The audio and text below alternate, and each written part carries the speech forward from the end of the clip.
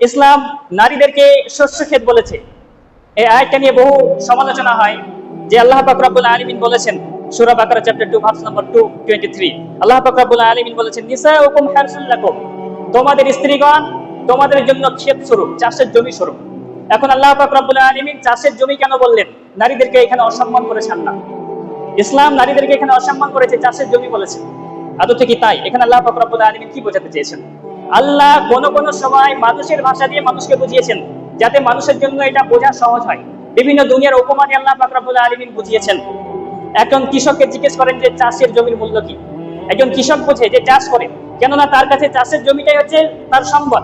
সে সেখান থেকে ফসল উৎপাদন করে, এটাই তার জীবিকা নির্বাহের অন্যতম মাধ্যম। আল্লাহ পাক রব্বুল আলামিন এখানে বোঝাতে চেয়েছেন শস্য ক্ষেত থেকে যেভাবে শস্যদানা উৎপাদিত হয়, নারীদের পেট থেকে আল্লাহ পাক রব্বুল আলামিন আমাদেরকে মায়েদের পেট থেকে বাচ্চা উৎপন্ন করেন। আল্লাহ পাক রব্বুল আলামিন এটা বোঝাতে চেয়েছেন, কিন্তু আমরা বুঝলাম উল্টা। আমরা বললাম যে ইসলাম নারীদেরকে অসম্মান করেছে, তাদেরকে শস্য ক্ষেত বলেছে, তাদেরকে যেভাবে খুশি সেভাবে ব্যবহার করার কথা বলা হয়েছে। আজকে তারা বলে যে আপনি যদি আপনার স্ত্রী, আপনি মোহর দিয়ে বিবাহ করেছেন, আপনার লিগ্যাল স্ত্রীকে যদি আপনি টাচ করেন না, এটা নাকি সেক্সুয়াল হ্যারাসমেন্ট। সেক্সুয়াল হ্যারাসমেন্ট কখন হয়? যখন একটা অপরিচিত মেয়ে রাস্তা দিয়ে হেঁটে যাচ্ছে, আপনি অন্যায়ভাবে তার গায়ে টাচ করছেন, তখন সেটা হয় সেক্সুয়াল হ্যারাসমেন্ট। এটা হচ্ছে APA এর রিপোর্ট, আমেরিকান সাইকোলজিক্যাল অ্যাসোসিয়েশন, তাদের একটা রিপোর্ট, ম্যারেজ অ্যান্ড রিলেশনশিপ।